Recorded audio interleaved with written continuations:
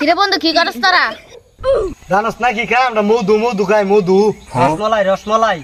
তোরা মধু আর রসমালাই খা? আচ্ছা। তোরা জানোস আমি কি কইরা আইছি? জীবন বীমা। এটার মানে কি? আমিও তো বুঝলাম না। মরলে 10 লাখ। মরলেই 10 লাখ।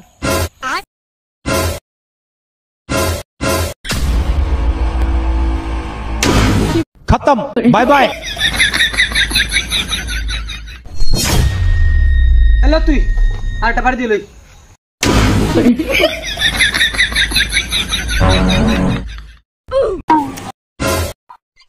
সে আছে 10 লাখ। हाँ। তোরা তুই নিবি 3 লাখ, তুই 3 লাখ। अच्छा। আর 3 লাখ আমি, 1 লাখ আমি। ठीक है। 1 লাখ বেশি টাকা করে 1 লাখ যেহেতু বেশি, 1 লাখ আমি নামগা। বাড়ি আমি দিছি আগে, আমি নামগা 1 লাখ। बाप रे। खत्म। Bye bye.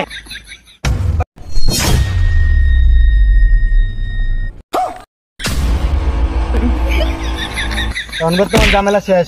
তোর 5 লাখ আমার 5 লাখ, হিসাব বরাবর।